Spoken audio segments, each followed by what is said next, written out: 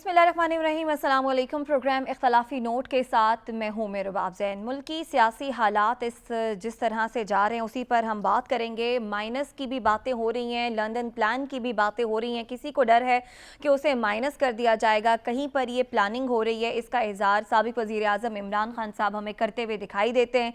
वो ये सवाल करते हैं कि जनाब बता दें मुझे माइनस करने से क्या होगा, क्या इमरान खान को माइनस कर देने से, क्या PTI को ख़त्म कर देने से पाकिस्तान की मईशत ठीक हो जाएगी। अक्टूबर में उन्होंने कहा कि हुकूमत का इरादा है इलेक्शन कराने का, तो क्या अक्टूबर में तमाम मामलात जो हैं वो सेटल हो जाएंगे, माहौल जो है वो इलेक्शन के लिए साजगार हो जाएगा। आज साबिक़ वज़ीर आज़म इमरान खान साहब खिताब करते हुए मज़ीद क्या बात कर रहे थे, अपने नाज़रीन को दिखाते हैं। तो कल ये सवालात अवाम के सामने रखे साबिक़ वज़ीर आज़म इमरान खान साहब ने और पूछा कि क्या उन्हें माइनस करने से मुल्क के हालात जो हैं वो ठीक हो जाएंगे। इसके जवाब में आज एहसन इकबाल साहब क्या कह रहे हैं, अपने नाज़रीन को वो भी दिखा देते हैं। तो एहसन इकबाल को आपने सुना, वो कह रहे हैं कि ये माइनस नहीं बल्कि सज़ा और जज़ा का मामला है। इमरान खान साहब की जो अना परस्ती है, उन्होंने कहा कि उसी का ही उन्हें फल मिल रहा है, लेकिन इमरान खान साहब को लगता है कि उन्हें माइनस करने के हवाले से ये सिलसिला चल रहा है और बकौल उनके ये प्लान जो है वो लंदन में बन रहा है।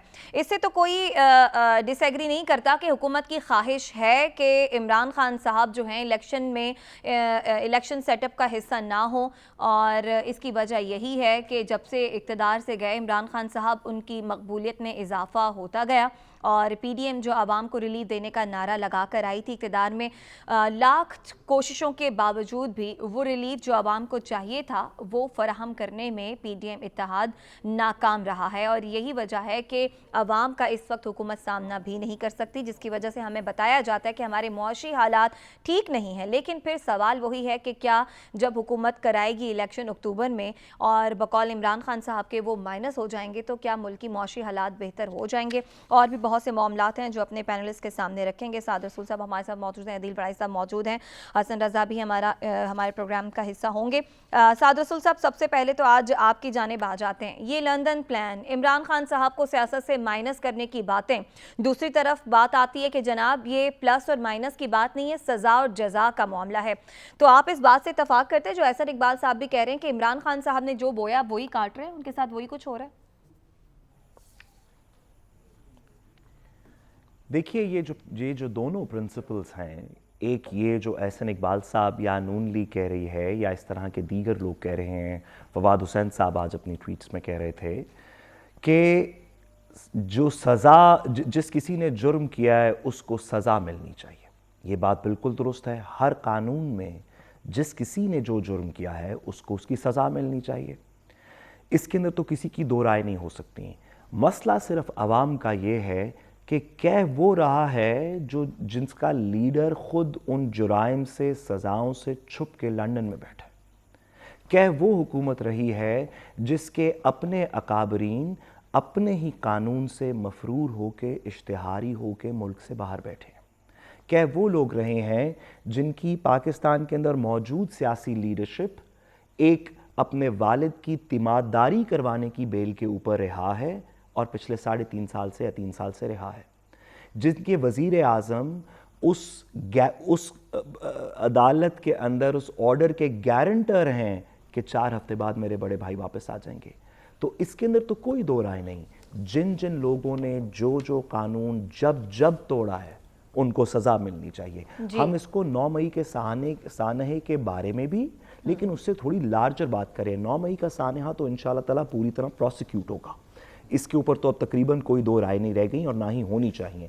लेकिन जो प्रिंसिपल स्टेटमेंट, जिस मॉरल अथॉरिटी के पीछे एहसन इकबाल साहब जैसे लोग पनाह लेने की कोशिश कर रहे हैं, वो बड़ा अच्छा हो कि जो तकरीर वो सब लोगों के सामने हमें सुना रहे हैं वो एक लंदन का नंबर में लाएं और तकरीर फ़ोन पे उनको सुनवा दें जो वाकई सज़ाओं से और अदालतों से और कानून के हाथ से छुप के कहीं बाहर बैठे हुए जी।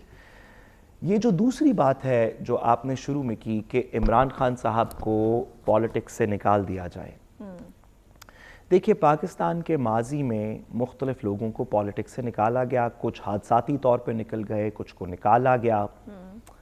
हमने ये देखा कि सियासत के अंदर से आप किसी शख्स को इलेक्शन में तो बाहर कर सकते हैं, डिस्क्वालीफाई करके, किसी और तरीके से आप उसे इलेक्शन से डिस्क्वालीफाई तो कर सकते हैं, लेकिन उसके मैसेज को पाकिस्तान से नहीं मिटा सकते जब तक पाकिस्तान के लोगों ने खुद अपनी रियासत के साथ मिलके बानी MQM का मुकाबला नहीं किया और कहा कि ये हमारी नुमाइंदगी नहीं करते जी। उस वक्त तक बानी MQM का मैसेज सारे बैन हो जाने के बावजूद भी पाकिस्तान के कुछ खित्तों में जिंदा रहा। ठीक है साद रसूल साहब। जितनी देर भी पाकिस्तान से जिला वतनी में रहे नवाज शरीफ साहब, बेनज़ीर साहिबा, तो यहाँ पे बड़ी कोशिश की गई कि उनको माइनस करके पॉलिटिक्स को उनकी ख़त्म कर दिया जाए, लेकिन उनका मैसेज जिंदा रहा। बड़ा अच्छा हो कि हमारे सियासतदान और अकाबरीन इस रियलिटी को तस्लीम करें कि इमरान खान हमारी पॉलिटिक्स की एक रियलिटी है। इस दफ़ा ज़्यादा पॉपुलर हो सकते हैं, 2 साल पहले पॉपुलर नहीं थे, 5 साल पहले पॉपुलर थे, हो सकता है 2 साल में फिर पॉपुलर ठीक ना है हो। साद रसूल साहब। लेकिन ये और इनके फॉलो करने वाले लोग पाकिस्तानी हैं, इनको एंगेज करेंगे तो बेहतर सोल्यूशन आएगा। आप कह रहे हैं कि सबको इमरान पकड़ खान में- साहब जो हैं सबको वो पकड़ के जेल में डाल देंगे तो फिर ऐसे ही होगा। आप कह रहे हैं कि रियलिटी है इमरान खान साहब, उन्हें माइनस करना इतना आसान नहीं होगा। इससे पहले भी जिन सियासतदानों को आपने कहा कि माइनस करने की कोशिश की गई, अगर वो नहीं हुए तो इमरान खान साहब भी नहीं होंगे। अदील बड़ाई साहब, आपकी जाने बातें, एक तरफ ये माइनस की बातें जो इमरान खान साहब कर रहे हैं उनमें कितनी सदाकत है? क्या वाकई में लंदन में इस तरह का कोई प्लान बन रहा है? क्योंकि हुकूमत की ख्वाहिश तो कहीं ना कहीं ये है जो खुद हुकूमती रहनुमाओं के बयानात से लगता है। दूसरी बात ये कि जो एक और सवाल है अक्टूबर में इंतखाबात का, तो अगर एक आइडियल सिचुएशन हम बना लें कि इमरान खान साहब माइनस हो गए सियासत से और अक्टूबर में हुकूमत फिर भी इलेक्शन कराने की अहल होगी, तब हमारे मौशी हालात इस काबिल होंगे कि मुल्क में इलेक्शन हो सके?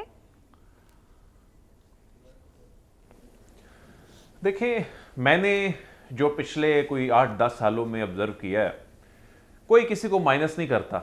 ये सियासतदान खुद अपनी हरकतों से माइनस करते हैं।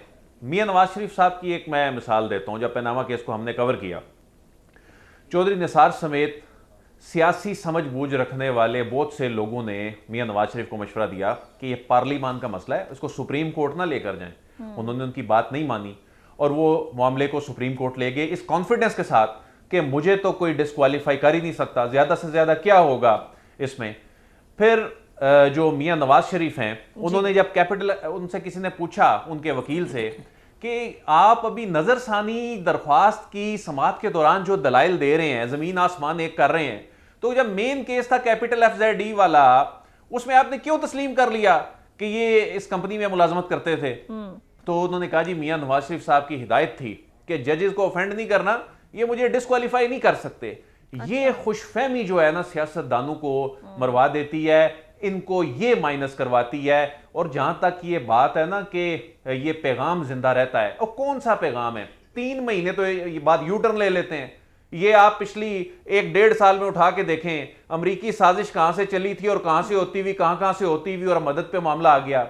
और ये जो वोट को इज्जत दो की बात मियां नवाज शरीफ साहब और उनकी जमात करते थे, वो उसका क्या हशर नशर इन्होंने कर दिया। कौन सा मैसेज, कौन सा पैगाम, कौन सा नजरिया? लेकिन कोई नजरिया अदील बड़ाई साहब, हर बात को हम यू टर्न तो नहीं कहेंगे, कुछ क्रेडिट हमें सियासतदानों को देना तो चाहिए कि अगर हालात को तब्दील करने के लिए अगर कोई बेहतर फैसला ले लेते हैं, गलती का एहसास कर लेते हैं, तो आप नहीं समझते कि थोड़ा बेहतर है हर बार यू टर्न कहना? नहीं, ये एक नई इस्तिलाह आ गई है, ये नई इस्तिलाह आ गई है।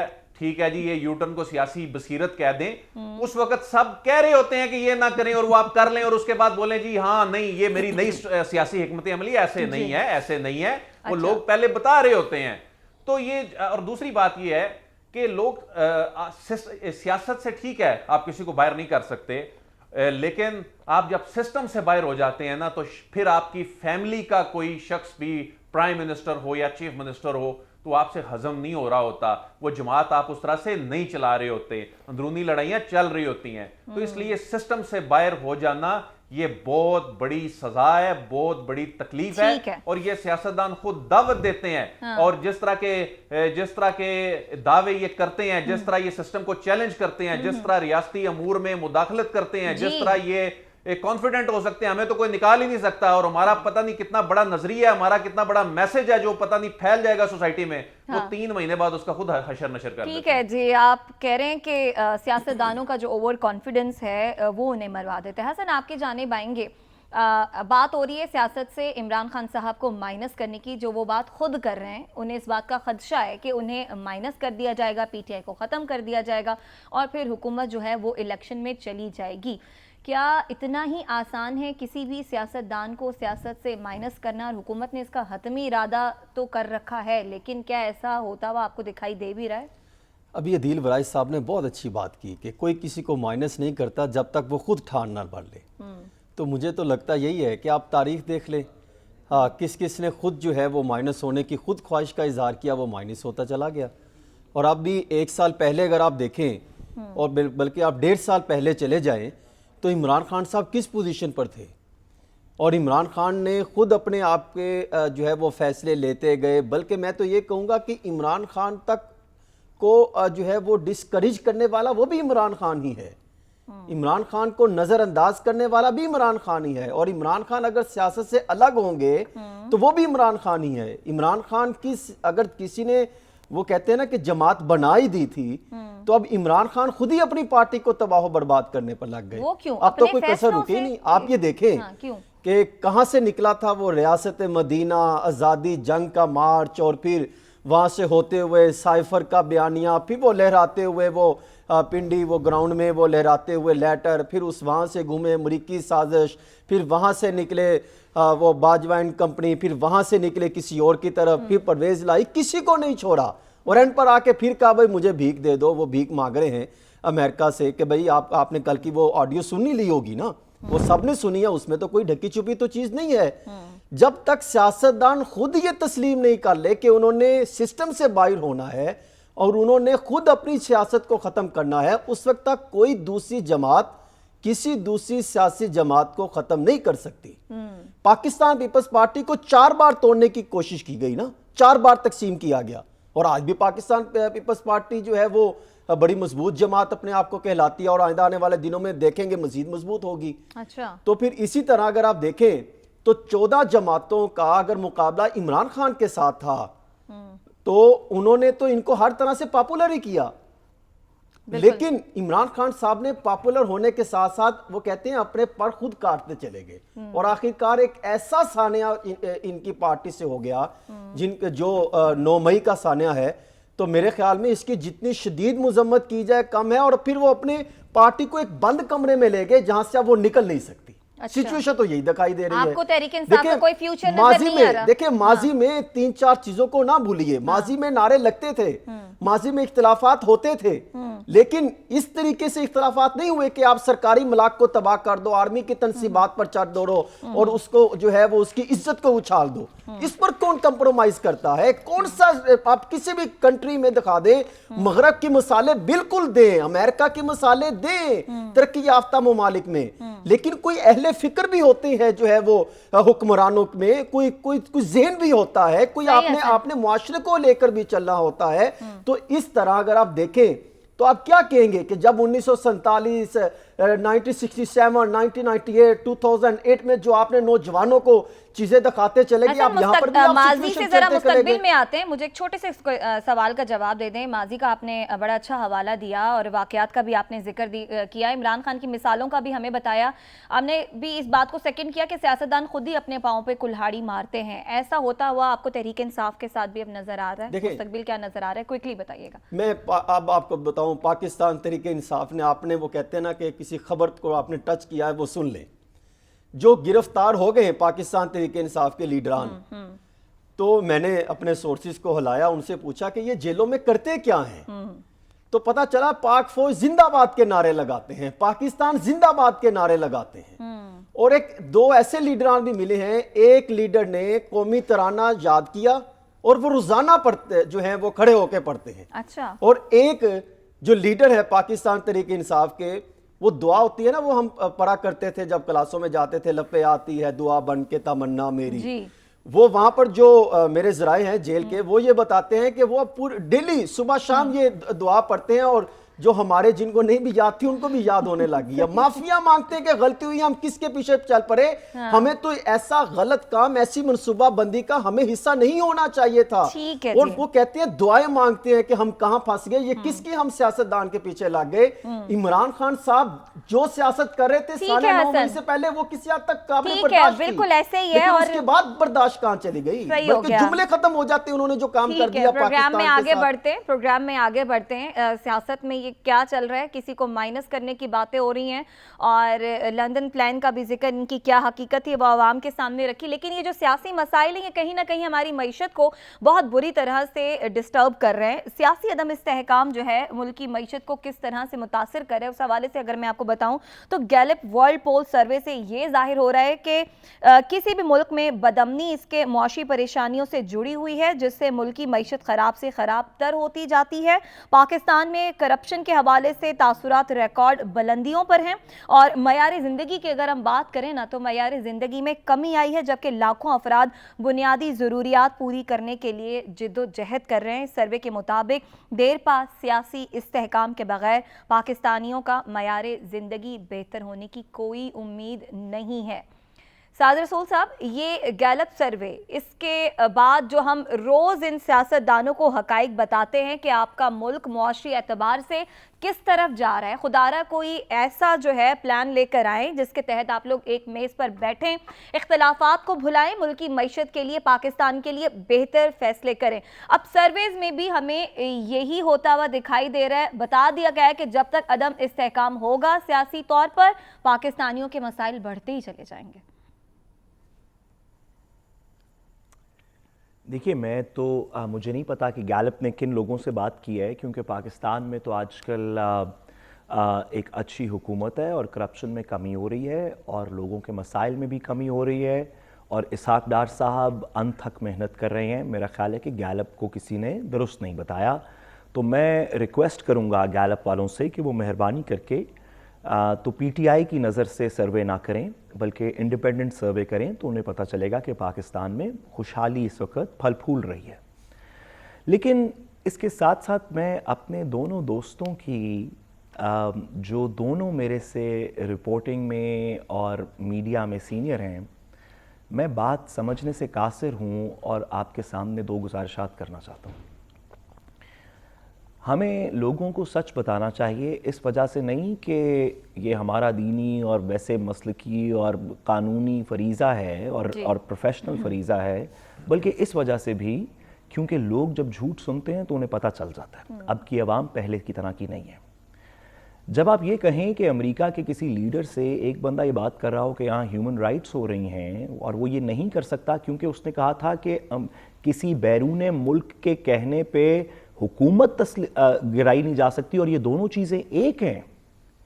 ये दोनों चीज़ें एक हैं। एक मुल्क से ह्यूमन राइट्स के ऊपर इंटरेक्शन करना और इंटरफेरेंस को क्वेश्चन करना, जब मीडिया में दोनों को एक करके बयान किया जाएगा, तो ये ऐसे ही है कि मैं पुलिस के पास चला जाऊं कंप्लेंट फाइल करने के लिए, और एक दफ़ा पुलिस मेरे पास आ जाए मुझे गिरफ्तार करने के लिए, तो मैं कहूँ देखें दोनों बराबर हैं, दोनों पुलिस के पास गए थे। भाई, एक मुल्जिम है, एक मुद्दई है।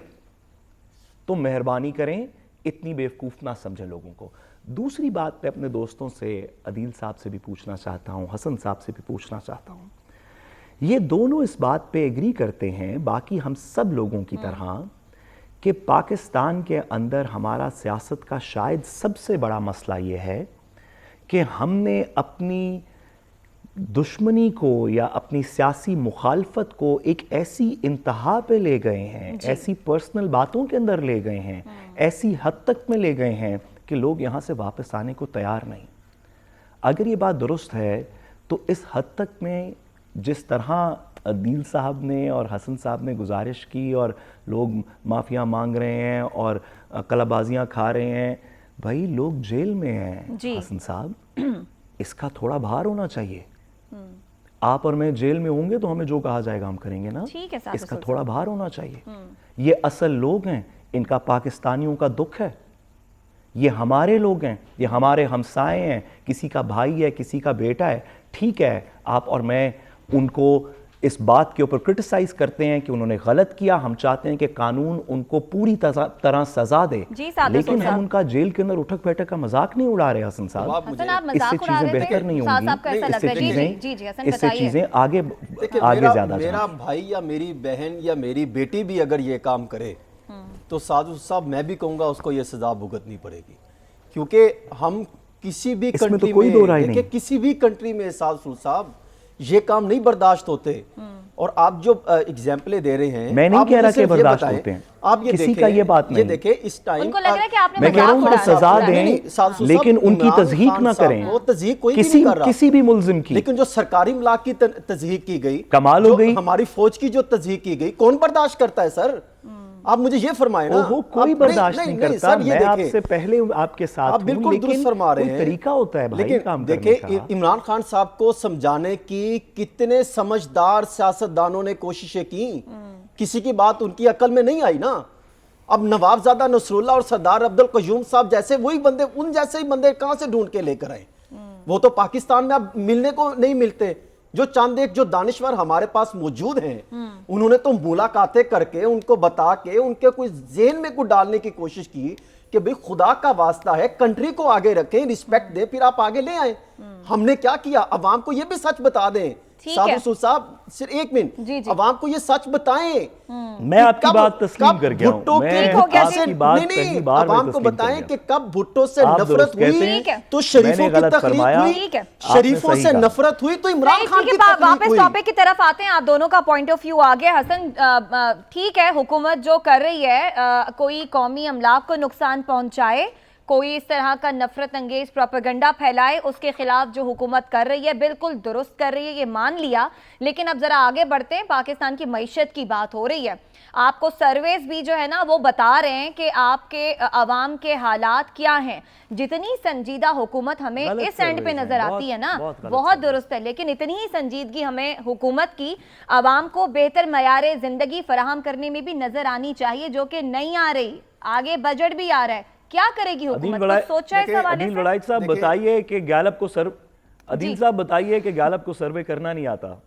जी थोड़ी जी, रहनुमाई फरमा मैं दें हसन से सवाल किया, हसन इसका जवाब दे दे, फिर मैं अदील वड़ाइच साहब आपकी जानिब आती हूँ। जी देखें, 2023 में हुकूमत की जो परफॉर्मेंस रही है ये माली साल में, मेरे ख्याल में ये पाकिस्तान की बदतरीन कारकर्दगी में से एक ये भी कारकर्दगी पीडीएम समेत 14 जमातों की है। नहीं जो सिर्फ देखें सासू साहब, मैं जब अगर आपके सामने ये दादो शुमार रखूं अस्तगफिरुल्लाह पढ़ें तो आप यार, यकीन करें, आप आप तो आने अस्तगफिरुल्लाह का देना विर्द सादर करते साहब। जारी रखें। देखिए, हमने अफराते ज़र का जो हदफ रखा था 11 कोई 5 के करीब, वो 28 तक पहुंच चुका है। हमारी तकरीबन कोई 2 करोड़ 68 लाख से जायद का मुस्तकबिल इस वक्त तारीख होता दिखाई दे रहा है। वो नौजवान नस्ल जिन्होंने मुस्तकबिल में पाकिस्तान को आगे लेके चलना है। ठीक है, हमारी बेरोजगारी किस हद तक कर दी, इंडस्ट्री बंद कर दी, सनत को तबाह कर दिया, इंडस्ट्रियलिस्ट का जो है कारोबार तबाह कर दिए गए।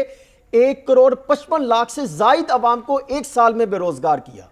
महंगाई की शरह में जो अगर ओरिजिनल जो इदादो शुमार शुमारियात देते हैं, इसको तो आप अलग कर दें, अगर जो हकाइक जो इंटरनेशनल जो रिसर्चेज हैं या अखबारात को देखें तो उनका भी जायजा लें, और ग्राउंड पर भी जाके देखें तो 75% क्रॉस कर चुकी है।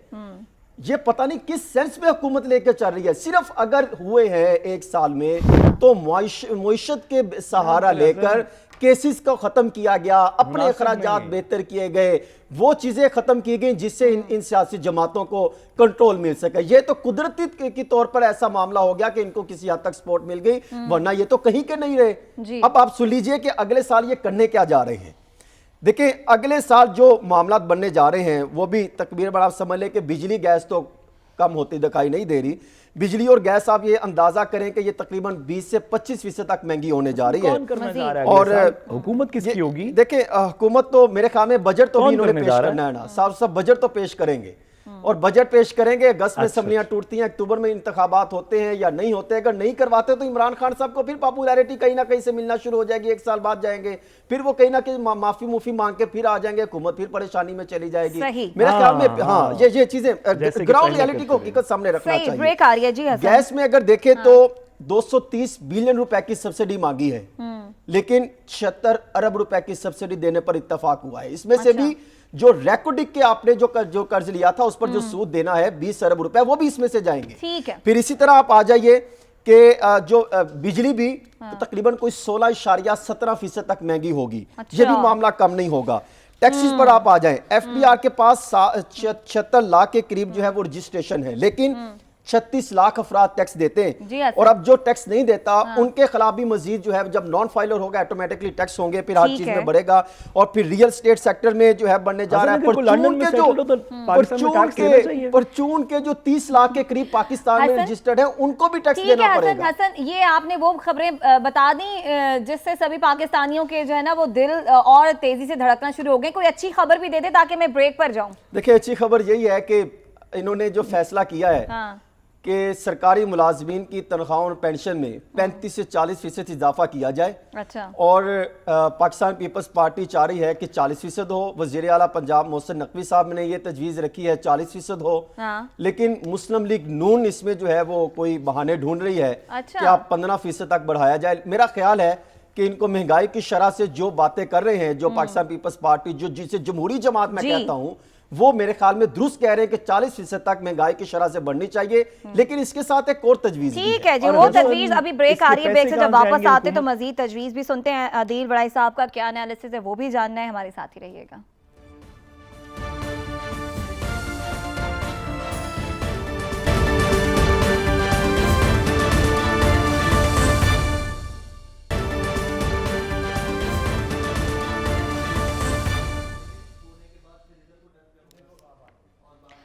वेलकम बैक नाजरीन। ब्रेक पर जाने से पहले आदिल बड़ाई साहब, हसन जो मंजर कशी कर रहे थे हालात की कि इस वक्त हुकूमत कर क्या रही है और आने वाले दिनों में हुकूमत करने क्या जा रही है, तो हुकूमत का सारा फोकस जो है वो मुखालिफिन पर ही है या फिर मईशत को दुरुस्त करने के लिए भी हुकूमत ने अब सीरियसली कुछ सोचना शुरू कर दिया? देखें, सियासतदान अभी हालिया हुकूमतों की अगर हम बात करें, इस हुकूमत समेत ये सब एक्सपोज हुए हैं। इनके पास कोई टीम शीम नहीं है, ये सिर्फ सियासत कर रहे हैं। इनसे मईशत नहीं चल रही, इनसे हम अब कोई क्रिएटिविटी की तवक्को नहीं रख सकते। इस वक्त अगर किसी चीज़ की ज़रूरत है जो कि ये करना नहीं चाहते और मुझे लगता है करेंगे भी नहीं, वो है कौमी इत्तफाक राय। यानी मईशत के मामले पर सियासत करने की बजाय, मईशत को सियासत में लाने की बजाय, जो कि आपके नेशनल सिक्योरिटी का इस वक्त सबसे अहम हिस्सा है, इस पे बैठें और पॉलिसियों में मुस्तकिल मजाजी लेकर आएं ताकि मुल्क में सरमायाकारी आए, ताकि जब आप निजकारी करने के लिए जाएं तो आपको कोई अपोजिशन सियासत बराए सियासत करके उसको खराब ना करे। आपकी जो लीकेजेस हो रही हैं, जब तक रियलिस्टिक होकर इनको रोकेंगे नहीं। अब मिसाल के तौर पे अभी अब बजट आ रहा है चंद दिनों बाद, अब अगर हुकूमत IMF बजट देती है मिसाल के तौर पे, उस पर भी क्रिटिसिज्म होगा, देखें जी IMF बजट है, अवाम का तो रगड़ा निकल गया। अगर हुकूमत इलेक्शन बजट देती है, उस सूरत में भी क्रिटिसिज्म होगी, उस सूरत में भी जाहिर प्रेशर आएगा।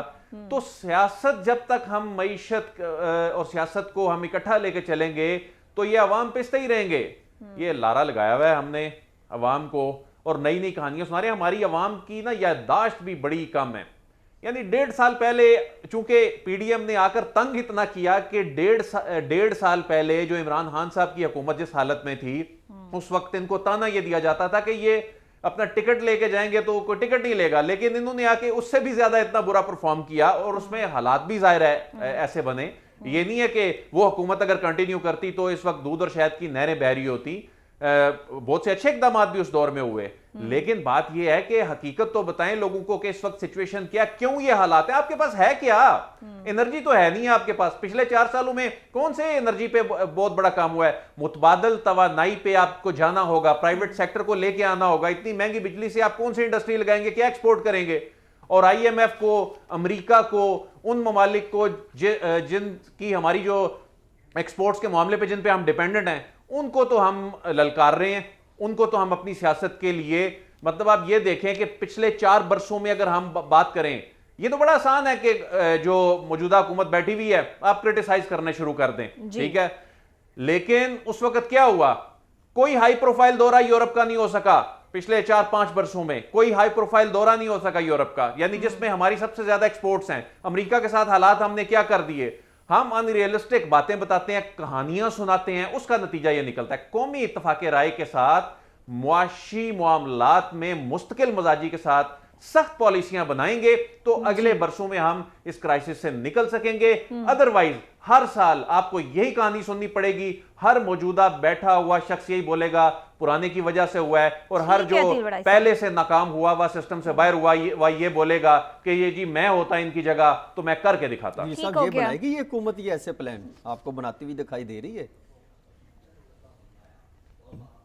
जी क्या क्या कह रहे हैं कह रहे हसन हैं साहब? कि हुकूमत आपको ये प्लान हुकूमत बताती बनाएगी हुई ये दिखाई प्लान। दे रही है। जब IMF ने इनको मुतअद्दिद दफा इनको ज़िलो रखवा कर दिया तो अभी देखें, तक हम हसन लॉन्ग रजा टर्म साहब, प्लान नहीं बना इनके सके। पास इनके देखिए जी, नाइन्थ रिव्यू का तो टाइम गुजर गया, 10वें का भी गुजर गया। इनका तो पता ही नहीं है। अब तो ये खबरें जो सामने आ रही हैं कि अब तो बजट पे तक तो आप भूल ही जाए ना, बजट से पहले तो सर है अभी नहीं तक के दादो है। शुमार ठीक का है, यानी फर्स्ट अभी ड्राफ्ट तैयार नहीं जो हुआ, हमें- अभी सही हो तक गया। फर्स्ट ड्राफ्ट तैयार नहीं हुआ ठीक हो गया इनके जी। पास। प्रोग्राम में आगे हम बढ़ रहे हैं। सब पैनलिस्ट की राय आपने जानी कि मौशी हमारा जो मुस्तकबिल है, मौशी हालात जो है वो सियासत से ही जुड़ा हुआ है। इस वक्त मामलात यही हैं कि जब तक मिलकर नहीं बैठेंगे, कौमी मामलात को नहीं सुलझाएंगे, हालात किसी के लिए भी साजगार नहीं होंगे। चाहे तहरीक इंसाफ की हुकूमत आ जाए, चाहे PDM की किसी जमात की हुकूमत आ जाए, चाहे ये सब मिलकर मुल्क चलाएं, लेकिन जब तक मिलकर नहीं बैठेंगे, मामलात को नहीं सुलझाएंगे तो सूरत हाल मज़ीद ख़राब ही होगी, बेहतरी की तरफ नहीं जाएगी।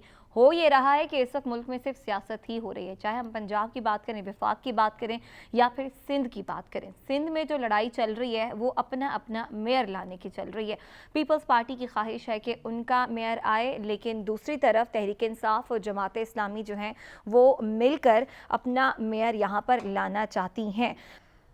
तो जी साद रसूल साहब, आपकी जानिब आते हैं। इस सेगमेंट में ज़रा आप सब लोग अपने कमेंट ज़रा शॉर्ट रखिएगा, हमें ब्रेक की जानिब भी बढ़ना होगा। साद रसूल साहब, ये जो बातें की जा रही हैं दोनों जानिब से, लगता है पीपल्स पार्टी को कि मेयर तो उनका ही आएगा, दूसरी तरफ कोशिशें कर रही हैं जमात इस्लामी और तहरीक इंसाफ के मिलकर उनका मेयर आ जाए, तो ये पॉसिबिलिटी है?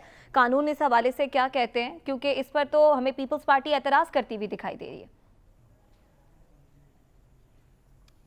देखिए, कानून का तो इससे कोई बहुत ज़्यादा मसला नहीं है इस वजह से कि कानून तो बड़ा सिंपल है लोकल गवर्नमेंट्स का, जो कि तमाम दीगर गवर्नमेंट्स का है कि जिसकी भी मेजॉरिटी होगी उसकी गवर्नमेंट होगी। तो अगर पाकिस्तान तहरीक इंसाफ और जमात इस्लामी के दरमियान में एक इत्तफाक बन जाता है, जो कि या एक ऐसा इत्तेहाद बन जाता है जिसके पास मेजॉरिटी होती है, तो उसकी गवर्नमेंट बन जाएगी। लेकिन मेरा नहीं ख्याल कि सिंध के, मेरा ख्याल है कि हमारे प्रोग्राम को कम से कम सुन के और पिछले काफ़ी अरसे से सुनते हुए सिंध के अवाम को इस बात का एहसास होगा कि पीपल्स पार्टी से बेहतर कौन सी ऑप्शन हो सकती है। जो झंडे पिछले 15-1 साल के अंदर पीपल्स पार्टी ने सिंध के अंदर गाड़े हैं, अगर अगले 5 साल भी उन्हें मिल जाएं तो जो एक दो काम थोड़े से रह गए हैं वो भी मेहरबानी करके वो पूरे करते हैं, उसके बाद किसी और को मौका देंगे। और मेरी इस्तदा है इसहाक डार साहब से और PDM से कि मेहरबानी करके हमारे इस प्रोग्राम का आखिरी वाला सेगमेंट जो अभी से पहले हुआ वो सुन लें। अगर हसन रजा साहब और अदील वलायत साहब आपकी इकॉनमी डिफेंड नहीं कर सके ना, तो हार मान लैंड वाली गल है, अब यहाँ से आगे बात नहीं चलेगी। ठीक है जी, यहाँ से आगे हम कराची के हालात की तरफ निकल गए हैं मईशत से। बाकी पैनलिस्ट की जानिब भी जाने, एक ब्रेक आ रही है, ब्रेक से वापस आते हैं, मज़ीद बात करते हैं, हमारे साथ रहिएगा।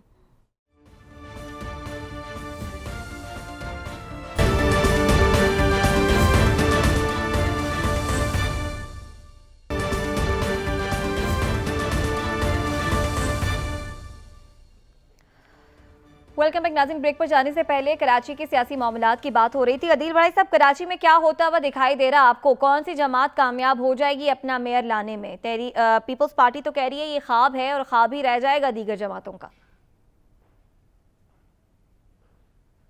देखें, पीपल्स पार्टी कराची के सदर तो ये मान रहे हैं कि 20 सीटों का शॉर्टफॉल है, लेकिन वो साथ ही साथ ये दावा भी कर रहे हैं कि वो हम मैनेज कर लेंगे।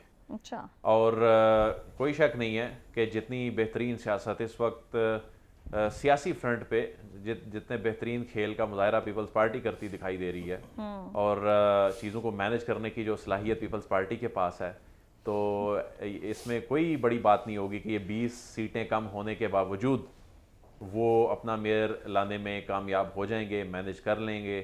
पाकिस्तान तहरीक इंसाफ के लोगों पर उनकी नज़र है, तो अच्छा। उस पर वर्किंग कर रहे हैं, तो इस बात के इम्कानात हैं कि वो मैनेज कर लेंगे। सही, आप कह रहे हैं कि पीपल्स पार्टी मैनेज कर लेगी। हसन, आपको भी यही लगता है जिस तरह से तहरीक इंसाफ के लोग साथ छोड़कर जा रहे हैं इस जमात का, पीपल्स पार्टी कहीं ना कहीं उसका फ़ायदा उठाएगी? देखें, पहले तो अभी नंबरिंग देख लें ना, टोटल नंबर हैं 367 और उसमें जो इलेक्टेड होंगे वो 246 हैं और रिज़र्व सीट पे 121 आएंगे और फिर जो रिक्वायरमेंट होते हैं 184, 184 या फिर ज़्यादा अक्सरियत किसकी होगी। और अभी तक 6 जो है वो यूनियन कौंसिल का रिजल्ट आना बाकी है, इलेक्शन कमीशन ऑफ पाकिस्तान के पास पेंडिंग है और 3 जो है वो हेल्ड बाय कोर्ट्स हैं, तो वहाँ पे उनके चीज़ें चल रही हैं। बुनियादी तौर पर इस टाइम पाकिस्तान पीपल्स पार्टी के पास 99 है, जमात इस्लामी के पास लगभग 86 हैं और पीटीआई में भी जो बता रहे थे कि 43 है और नून लीग के पास 7 हैं और एमक्यूएम इस पर बाइकाट कर चुकी है। 20 सीटों का फ़र्क आ रहा है ना? 20 सीटों का फ़र्क आ रहा है। लगभग मेरी इतला ये है कि 23 का टारगेट उन्होंने रखा हुआ है कि अगर 1-2 ऊपर नीचे जाए, और पाकिस्तान पीपल्स पार्टी बड़ी कोशिश कर रही है। आपको याद है उन्होंने पंजाब इतने बड़े सूबे में आके यहाँ पे चौधरी शुजात साहब के पास बैठ के उन्होंने एक लेटर के जरिए गेम डाल दी थी और फिर सीटें आगे पीछे करना, उखाड़ बिछाड़ करना, यहाँ पे एक्सपर्ट हैं।